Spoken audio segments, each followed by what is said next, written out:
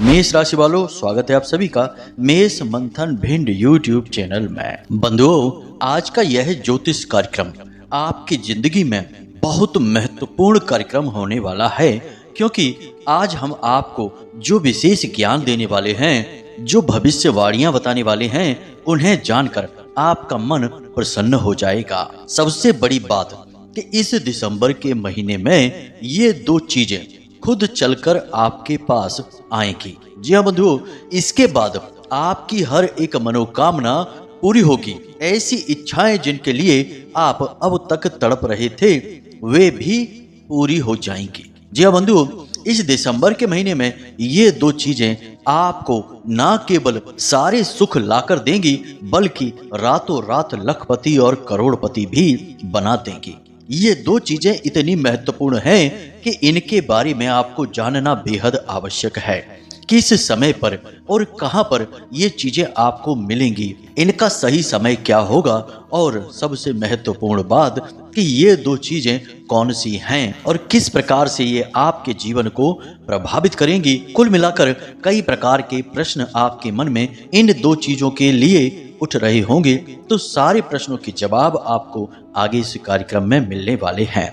हमने इस विशेष कार्यक्रम में न केवल आपको इन दो चीजों के विषय में बताया है, बल्कि इस पूरे दिसंबर के महीने का राशिफल भी आपको दिया है। साथ ही साथ बनने वाले कुछ भयंकर नकारात्मक योगों के विषय में भी आगे आपको बताया है, और कुछ ऐसी कार्य हैं, ऐसी चीजें हैं जिन्हें आपको इस दिसंबर के महीने में बिल्कुल भी नहीं करना है और ना ही छूना है, ताकि आप अपने जीवन में कोई अनावश्यक दुख तकलीफ को आकर्षित ना कर बैठें। कहने का मतलब यह है कि यह पूरा कार्यक्रम केवल और केवल आपके जीवन के उद्धार, आपके कल्याण के लिए बनाया गया है। अंत में हमने आपको एक बेहद शक्तिशाली उपाय भी बताया है, जिसे आपको केवल एक बार करना है। केवल एक बार आप इस उपाय को करेंगे और देवताओं की शुद्ध सकारात्मक ऊर्जा आपके साथ चलने लगेगी। आपके जीवन से हर एक दुख और नकारात्मकता को काट डालेगी। यह इतना शक्तिशाली उपाय है कि इसके विषय में लोग यूं ही किसी को नहीं बताते हैं, पैसे लेकर ही बताते हैं। उनके व्यापार का माध्यम है यह उपाय, लेकिन हम आपको इस उपाय को यूं ही माता रानी की सेवा में समर्पित करेंगे। तो कहने का मतलब यह है कि आज इस कार्यक्रम को आपको पूरा देखना है, अंत तक देखना है, और हर एक बात को बारीकी से समझना है, क्योंकि ये सारी बातें केवल और केवल आपके जीवन के उद्धार और बदलाव के लिए बनाई गई हैं। तो चलिए आज के इस महत्वपूर्ण कार्यक्रम को माता रानी का नाम लेकर शुरू करते हैं। कमेंट बॉक्स में पूरे प्रेम और भाव के साथ लिख डालिए, जय मां भद्रकाली कृपा करो। माता रानी निश्चित तौर पर आपके ऊपर कृपा करेंगी, आपका कल्याण करेंगी। बंधुओं, एक बात और कि आप लोगों के विशेष निवेदन पर हमने कुंडली विश्लेषण का कार्य प्रारंभ कर दिया है। यह कोई साधारण कार्य नहीं है। इस कार्य में विशेष तौर पर आपके ग्रह गोचरों का, आपके जीवन में आ रहे कष्ट और परेशानियों के कारणों का निराकरण तो किया ही जाएगा, साथ ही साथ आपको कुछ ऐसे दिव्य और वैदिक शक्तिशाली उपाय भी बताए जाएंगे जो स्वयं हमारे जीवन के अनुभवों और साधनाओं के विशेष प्रयासों के बाद प्राप्त ज्ञान पर आधारित हैं। यानी कि इन उपायों को करने से न केवल आपके जीवन में सकारात्मक लहर दौड़ेगी, साथ ही साथ माता रानी की सीधी कृपा, अनुकंपा प्राप्त होने लगेगी। तो मतलब यह है कि आप अपनी कुंडली का श्रेष्ठ विश्लेषण करवा सकते हैं, दुखों का कारण जान सकते हैं और उनके निवारण हेतु शक्तिशाली उपाय भी जान सकते हैं, जो केवल और केवल आपके लिए बने होंगे, आपके जीवन को प्रभावित करेंगे। तो इसके लिए वीडियो में दिखाए जा रहे नंबर पर आप कॉल कर सकते हैं और अपने कुंडली विश्लेषण का कार्य करवाकर जीवन को सुखी बना सकते हैं, भागवतमय और ईश्वरमय बना सकते हैं। बंधुओं, एक बात यहाँ पर हम आपको बता दें कि जीवन का उद्देश्य केवल सुखों को प्राप्त करना नहीं होना चाहिए। जीवन में केवल सुख प्राप्त करना और सभी सुखों को भोगते हुए इस संसार से चले जाना जीवन का लक्ष्य नहीं है। यह कार्य तो बहुत ही निम्न स्तर के जीव भी कर लेते हैं। एक बंदर को देखिए जो जंगल में रहता है, पेड़ों पर पके पके फल खाता है और यहाँ से वहाँ घूमता रहता है, पूरा आनंद भोगता है जीवन का और उसके बाद इस संसार को छोड़कर चले जाता है। और ऐसे ही यदि आप और हम भी केवल सुखों की तलाश में रहेंगे और सुख प्राप्त होते ही उन्हें भोग कर इस संसार से चले जाएंगे, तो क्या हमारे जीवन में और एक बंदर के या पशु के जीवन में कोई फर्क रह जाएगा? नहीं। हमारा अध्यात्म, हमारी पद्धति यह कहती है कि हमारे इस संसार में आने का कोई महत्व है, कोई कारण है। इसका प्रमाण यह है बंधुओं कि बाबा तुलसीदास ने रामचरितमानस में भी इस विचार को प्रस्तुत किया है कि बड़े भाग मानुष तन पावा, सुर दुर्लभ सब ग्रंथ ही गावा। यानी कि बहुत ही भाग्यवान होते हैं वो लोग जिन्हें यह मनुष्य देह प्राप्त होती है। और इसका व्याख्यान और इसका वर्णन तो तमाम ग्रंथों में बताया गया है। तो कहने का मतलब यह हुआ कि केवल सुखों को भोगना हमारा लक्ष्य नहीं है। हमारा लक्ष्य है ईश्वर की प्राप्ति, उस परम शक्ति की पहचान करना, स्वयं की पहचान करना कि हम कौन हैं। हम यह मृत मिट्टी से बना हुआ शरीर नहीं है। हम इस संसार को देखने वाले हैं, यह संसार नहीं है, इस संसार का हिस्सा नहीं है। इस संसार का हिस्सा तो यह देह है, यह शरीर है जो यहीं रह जाना है। हम तो इस संसार को देखने वाले, इसके अंदर छिप कर बैठे हुए हैं। तो हम कौन हैं, बस इसी की पहचान करना। क्योंकि जब हम स्वयं को जानेंगे तो हम उस परम तत्व ब्रह्म को भी जानेंगे, और जब हम उसकी पहचान कर लेते हैं तो हम उसमें लीन हो जाते हैं। बंधुओं, जब हमें कहीं का मार्ग पता चल जाता है तो फिर उस मार्ग पर चलना सुगम हो जाता है। जब हमें ईश्वर तत्व का ज्ञान हो जाता है तो उसको प्राप्त करना भी हमारे लिए आसान हो जाता है।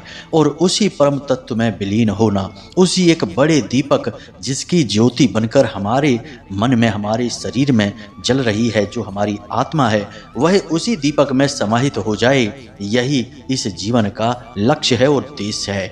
और ऐसा हम आपको क्यों बता रहे हैं, ये बातें हमने क्यों आपको बताई हैं? तो हम आपको बताते बंधुओं कि हम जो भी कार्यक्रम आपके लिए बनाते हैं, उन कार्यक्रमों का एकमात्र उद्देश्य यह नहीं होता कि आपको सुख पहुंचाना, आपके जीवन से दुख दूर करना। उन कार्यक्रमों का दूसरा उद्देश्य यह भी होता है कि आपको शुद्ध धार्मिक बनाना, ईश्वर की ओर ले जाना, आपकी चेतना का विकास करना। इसीलिए हम आपको जो उपाय बताते हैं वे परम सात्विक होते हैं और उनमें कहीं ना कहीं किसी न किसी दिव्य शक्ति की आराधना छिपी रहती है, जिसके माध्यम से आप अपने उस परम तत्व को जान सकते हैं। जी हाँ बंधुओं, कहने का मतलब यह है कि हम ना केवल आपका भौतिक विकास चाहते हैं, बल्कि आपकी आध्यात्मिक और आत्मिक उन्नति भी करवाना चाहते हैं। और यही हमारा उद्देश्य है और यही हमारी माता रानी के प्रति सेवा और भक्ति भी है। तो उम्मीद करते हैं कि आप हमारी भावनाओं को समझ रहे हैं। अब चलिए अपने मूल विषय को प्रारंभ करते हैं। तो बंधुओं, सबसे पहले बात करते हैं 3 नकारात्मक योगों की जो आपको परेशान कर सकते हैं, और फिर उनसे आपके बचाव की, कि आप उनसे बचने के लिए क्या कर सकते हैं। फिर आपको बताएंगे इन 2 चीजों के विषय में जो खुद चलकर आपके पास आएंगे। जी हाँ बंधुओं, तो ध्यान से सुनिए। सबसे पहला नकारात्मक योग तो आपकी कुंडली में यही बन रहा है कि मंगल अपनी बकरी चाल चलने जा रहे हैं। मंगल की बकरी चाल आपके लिए बेहद खतरनाक होने जा रही है। याद रखना बंधुओं कि जब जब मंगल बकरी होते हैं तो जातक के जीवन में नकारात्मक शक्तियां प्रभावशाली हो जाती हैं। कहने का मतलब यह है कि यह वह समय है जब आपके ऊपर किसी भी प्रकार की नकारात्मक ऊर्जा का प्रभाव बहुत तेजी से बढ़ेगा। मतलब कि कोई तंत्र मंत्र की चपेट में आप आसानी से आ जाएंगे। जल्दी ही आपको नजर लगेगी। आपने जरा सी किसी को अपनी खुशी बताई नहीं कि उसे तुरंत नजर लग जाएगी, या फिर अनजाने में ही आपकी ओर नकारात्मक ऊर्जाएं आकर्षित होने लगेंगी। भूत प्रेत की काली नकारात्मक तांत्रिक शक्तियां आपके जीवन में विध्वंस और विनाश मचा सकती हैं। ऐसे में आपके पास 2-3 जरूरी सावधानियां हैं जो आपको रखनी चाहिए। पहली तो यह है कि आप किसी भी सुनसान जगह पर ना जाएं, किसी बड़े वृक्ष के नीचे अधिक समय तक ना रुकें जो एकांत में हो, सुनसान जगह पर हो, और साथ ही साथ किसी बड़े वृक्ष के नीचे टॉयलेट वगैरह बिल्कुल भी ना करें। इसी के साथ साथ बंधुओं, सबसे बड़ी सावधानी यह भी रहेगी कि किसी के द्वारा दी जाने वाली मीठी वस्तु प्रसाद बोलकर यदि आपको दी जाती है तो आपको इस पूरे दिसंबर के महीने में उसे ग्रहण नहीं करना है। साथ ही साथ अपने कपड़ों का, अपने जूते चप्पल और वाहन आदि की लेन देन अदला बदली किसी के भी साथ आपको नहीं करनी है। अब व्यवहारिकता में कुछ जरूरी सावधानियां हैं, जैसे कि किसी भी व्यक्ति के साथ आपको किसी भी प्रकार की बहस नहीं करनी है, झगड़ा नहीं करना है। एक विशेष बात होगी इस महीने की, आप किसी से सीधी बात भी बोलेंगे तो वह आपसे झगड़ने लगेगा। प्यार मोहब्बत से भी आप बात शुरू करेंगे तो कुछ समय बाद वह बात झगड़े का रूप ले लेगी।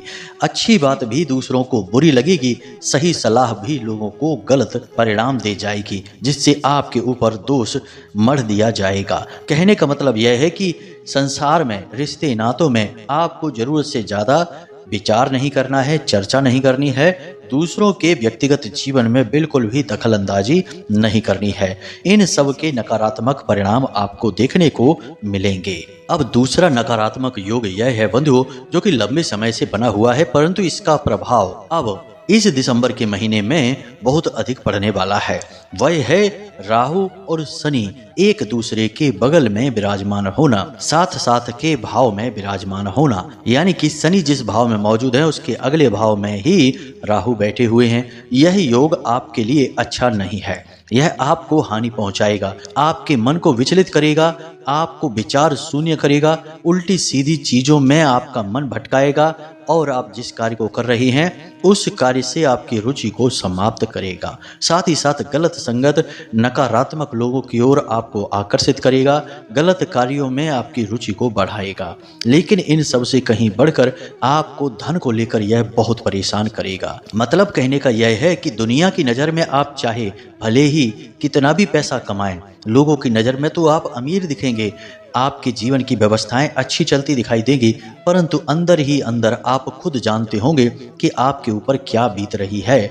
आप पैसे को लेकर कितने परेशान चल रहे हैं। कितना भी पैसा आप कमाएंगे वह सही जगह पर आप खर्च नहीं कर पाएंगे, जरा भी बचा नहीं पाएंगे, और सबसे बड़ी बात कि अपने मन के अनुसार उसे कभी खर्च नहीं कर पाएंगे। यह स्थिति आज की नहीं है, यह लंबे समय से आपके साथ बनी हुई है, परंतु अब इस स्थिति में और अधिक बढ़ोतरी होने जा रही है। जैसे ही मंगल बकरी चाल चलेंगे तो इनकी 8वीं दृष्टि शनि देव पर होने के कारण यह शनि के प्रभाव को कम करने लगेंगे और शनि के दुष्प्रभावों को बढ़ा देंगे, यानी नकारात्मक प्रभावों को और अधिक बढ़ा देंगे। और शनि के साथ राहु होने का मतलब है कि आपको जो बातें हमने अभी बताई हैं, जो परेशानियां बताई हैं, इनमें कई गुना अधिक की बढ़ोतरी हो जाना।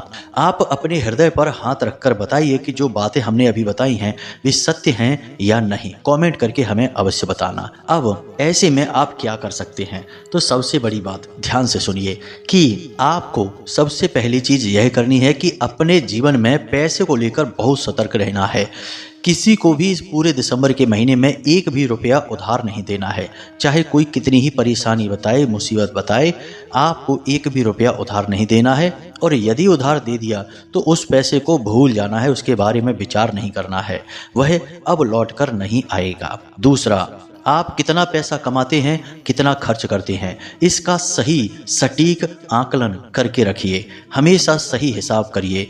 हर बात में पैसे की आवक और जावक को सही तरीके से जोड़िए और यह पता लगाने की कोशिश करिए कि कहाँ आपका पैसा बिना जरूरत के जा रहा है। जी हाँ बंधुओं, कई बार आप ऐसी जगहों और चीज़ों पर पैसा खर्च कर देते हैं जिसके बारे में आप सोचते हैं कि आपने यह किया ही क्यों। बाद में आपको ना तो उन चीज़ों का कोई प्रयोग समझ में आता है और ना ही आवश्यकता समझ में आती है। बस आप जोश में आकर, भावनाओं में आकर पैसा खर्च कर देते हैं। बाद में आपको लगता है कि आपने यूं ही पैसे डाल दिए, इसका तो कोई खास उपयोग भी नहीं हुआ। तो अब ऐसी स्थिति से आपको बचना है। बहुत ही गहराई से अत्यधिक जरूरत हो तभी पैसे को खर्च करना है, विचारशील बनना है रुपए पैसे के मामले में। तीसरा यह है कि किसी भी उत्सव में, किसी भी समारोह में या किसी भी विशेष कार्य में जहां आपका पैसा अधिक खर्च हो सकता है, आपकी स्वयं की तैयारी में या किसी अन्य तरीके से, वहां पर आपको बहुत ज़्यादा सतर्क रहना है। यही वो अवसर होते हैं जो आपको पैसे को लेकर निचोड़ डालते हैं। आपकी सारी जमा पूंजी, आपका पैसा, आपकी सेविंग सब हिल जाती है, इतना पैसा खर्च हो जाता है। खास तौर से जब आपके खास रिश्ते नातों में ही कोई विशेष बड़ा उत्सव है, जैसे विवाह संबंध वगैरह हैं, ऐसे उत्सव में जब आप शामिल होना चाहेंगे तो आपकी बहुत ज़्यादा खर्चा होगा इस महीने में विशेष तौर पर।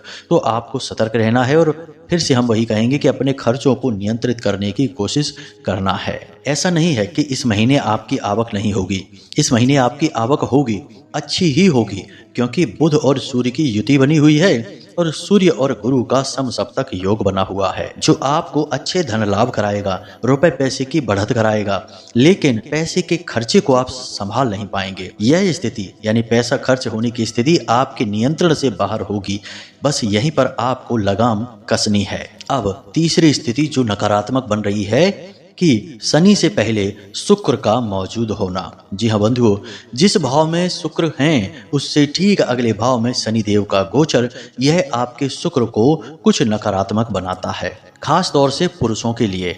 इसके दुष्परिणाम यह हैं कि पुरुषों के मन में काम भावना बढ़ेगी, भोग विलास की इच्छाएं बढ़ेंगी, नकारात्मक वातावरण बढ़ेगा, साथ ही साथ थोड़े व्यसनी, आलसी, काम को टालने वाले और अपने जरूरी से जरूरी कार्य में भी टाला मटोली करके उसे आगे बढ़ाते रहने वाले बन जाएंगे पुरुष। और सबसे बड़ी बात फिर से वहीं घूम कर आती है कि पैसा अधिक खर्च करेंगे, फिजूल का खर्च करेंगे, भोग विलास की जगहों और वस्तुओं पर खर्च करेंगे, पार्टी वगैरह के शौकीन हो जाएंगे, साथ ही साथ कुछ गलत आदतें, चरित्रहीनता के गुण भी उत्पन्न होने लग जाएंगे। तो थोड़ा इसके लिए आपको सावधान रहना होगा। यह स्थिति रहेगी 28 दिसंबर तक।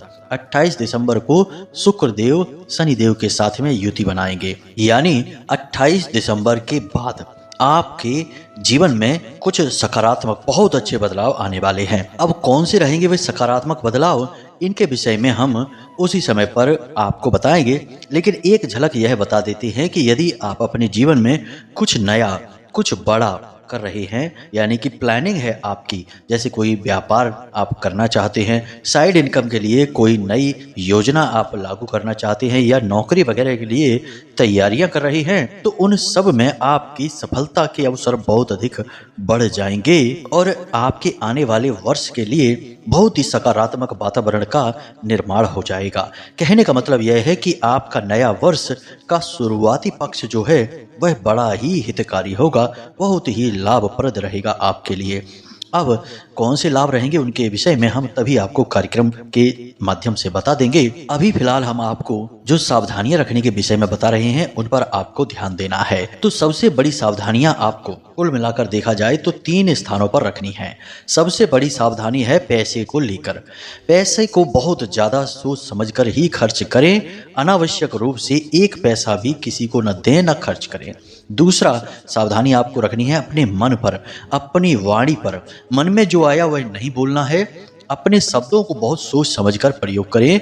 याद रखें कि आपके शब्द आपके द्वारा प्रयोग किए जाने वाले औजार हैं, जिनके माध्यम से आप अपने आसपास के वातावरण को निर्मित करते हैं और बदलते हैं। शब्दों में शक्ति इतनी अधिक है कि शत्रु को मित्र और मित्र को शत्रु बनाया जा सकता है। इसीलिए आपको अपने शब्दों को बहुत सोच समझकर प्रयोग करना है। तीसरी सावधानी की चारित्रिक रूप में आपको बहुत ही कठोर बनना है। आपके नए प्रेम संबंध या किसी विपरीत लिंगी के प्रति आपका जरूरत से ज्यादा आकर्षण आपके चरित्र पर दाग लगा देगा, तो आपको इस विषय पर बहुत सावधान रहना है। आपका मन भटकेगा अवश्य, परंतु इसे आप अपनी परीक्षा मानकर चलें, अपनी इंद्रियों पर पूरा नियंत्रण बनाकर चलें। तो ये 3 सावधानियां आपको रखनी है इस पूरे दिसंबर के महीने, खास तौर से 28 दिसंबर तक। अब ध्यान से सुनिए, हम आपको बताने जा रहे हैं इन 2 चीजों के विषय में। तो ध्यान से सुनिए, आपकी कुंडली में सबसे पहला जो शुभ योग है वह है बुध आदित्य योग। और यह योग धन लाभ करता है, नौकरी के विशेष अवसर उत्पन्न करता है, जीवन में धन को लेकर, रुपए पैसे को लेकर मजबूत बनाता है। यानी कहने का मतलब यह है कि बुध आदित्य योग और सूर्य के साथ गुरु का समसप्तक योग, यह आपके लिए बेहद लाभदायक है। यानी कि अब आपको एक विशेष अवसर, विशेष मौका, ये यूं कहें कि बहुत बड़ा आपके जीवन को बदल देने वाला क्रांतिकारी मौका प्राप्त होने वाला है, जबकि आप अपने जीवन में रुपए पैसे को लेकर कुछ बड़ा कर सकते हैं, कोई विशेष प्लानिंग आप कर सकते हैं। हालांकि यहाँ पर आपको सावधान बहुत अधिक रहना होगा। कहने का मतलब यह है कि आपको एक बहुत बड़ी अपॉर्चुनिटी, बहुत बड़ा मौका मिलने वाला है।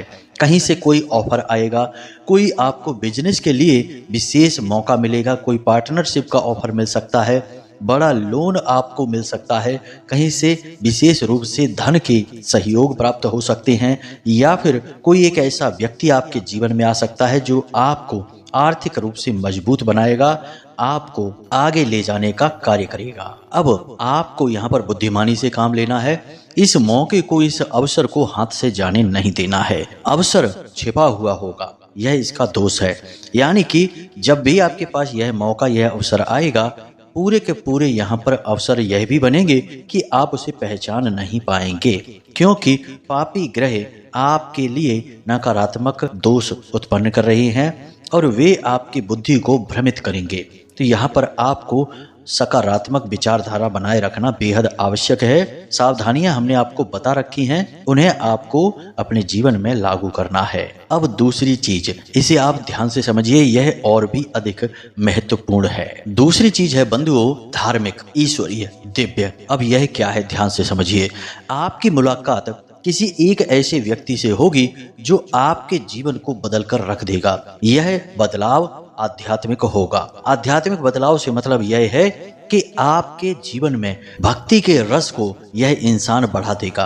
अब यह व्यक्ति किसी भी माध्यम से आपसे मिल सकता है, या तो वह मोबाइल के जरिए मिल सकता है, या यूं ही आपको किसी धार्मिक स्थान पर मिल सकता है, या फिर आपके घर भी आ सकता है। उस इंसान की बातें आपके ऊपर बहुत गहरा प्रभाव डालेंगी, उसकी बातों से आप बहुत प्रभावित भी हो जाएंगे और आप अपने जीवन में कुछ मूलभूत परिवर्तन भी अवश्य ही करेंगे।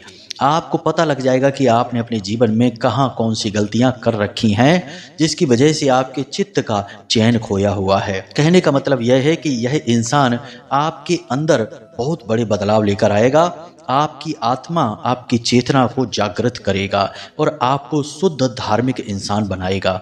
कभी कभी हमें यह भ्रम रहता है कि हम धर्म की राह पर चल रहे हैं और धार्मिक हैं, ईश्वर के प्रिय हैं, लेकिन हम कुछ बहुत बड़ी गलतियां भी कर रही होती हैं, जिनके बारे में हमें जानना बहुत आवश्यक होता है, लेकिन कोई बताने वाला ही नहीं होता है।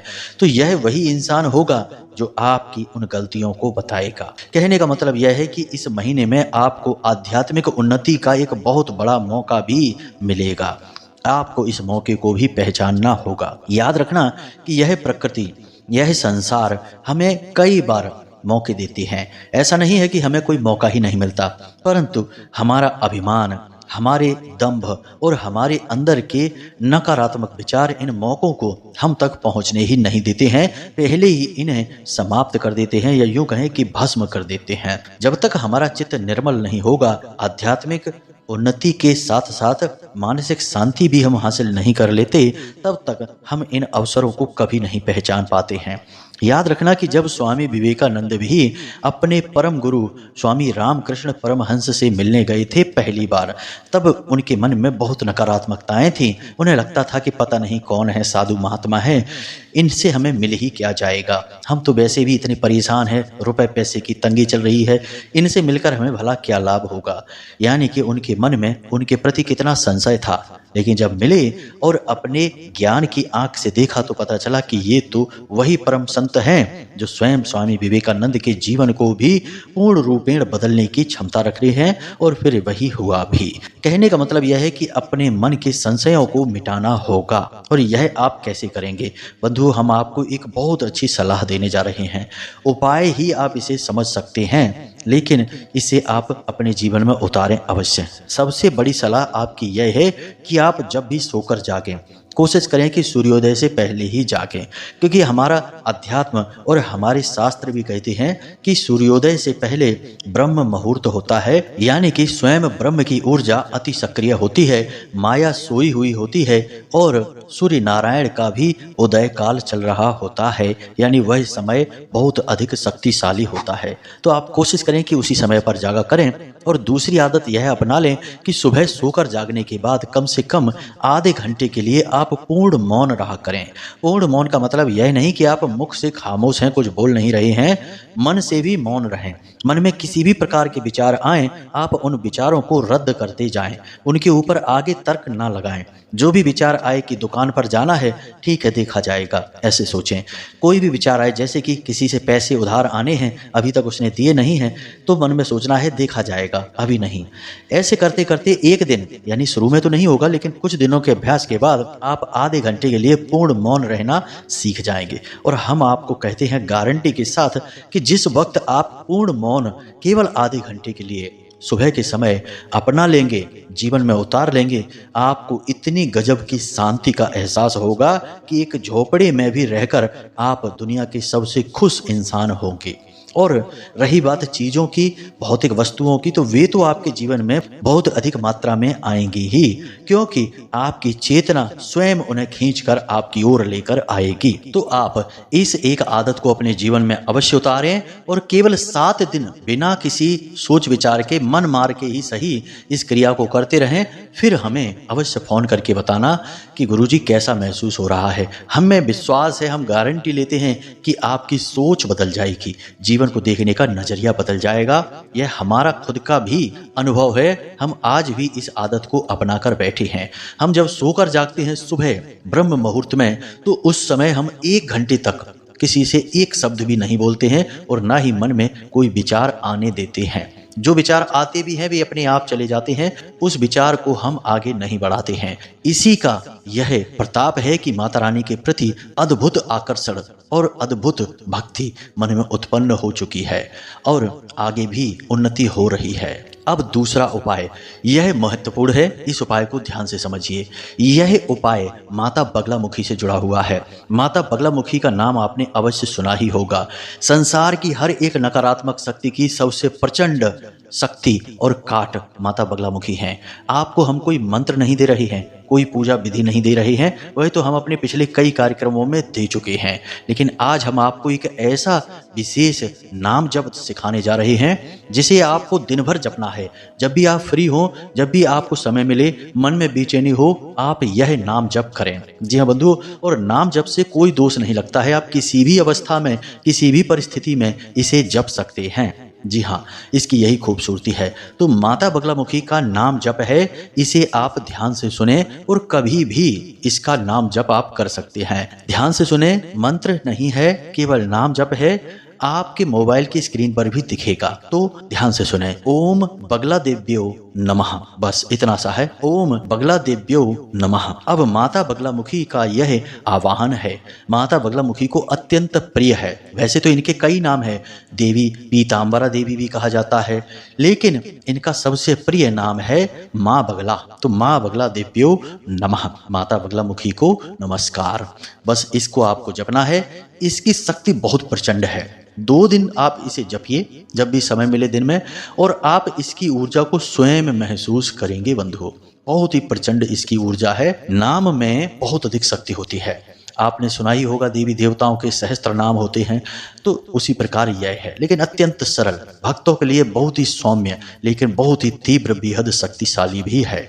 तो आप इसे जपिए और इसके परिणाम हमें अवश्य बताना। हमें बहुत अच्छा लगता है जब हमारे द्वारा बताए गए उपायों से लोगों के जीवन में अभूतपूर्व बदलाव आते हैं। हमारी मेहनत, हमारी भक्ति सफल होती हमें दिखाई देती है। तो चलिए बंधुओं, आज के इस कार्यक्रम को यहीं समाप्त करते हैं। उम्मीद करते हैं कि जो बातें हमने आपको बताई हैं उन पर आप अमल करेंगे और किसी परेशानी में नहीं फंसेंगे। साथ ही साथ अपने जीवन को एक अच्छे मार्ग पर लेकर जाएंगे, भगवतमय हो जाएंगे। बस यही हमारा उद्देश्य है। तो आज के कार्यक्रम पर यहीं विराम लगाते हैं। हमेशा हंसते रहिए, मुस्कुराते रहिए, सकारात्मक रहिए, और यदि कोई मन में प्रश्न आए तो वीडियो में नंबर दे रखा है, फोन कर लीजिए, मैसेज कर लीजिए, शंका समाधान हो जाएगा। तो प्रेम से बोलिए जय माई की, जय माँ भद्रकाली, जय माई की, जय माँ बगलामुखी। माता रानी आपके ऊपर पूर्ण कृपा बनाएंगी, हमें पूर्ण विश्वास है। धन्यवाद।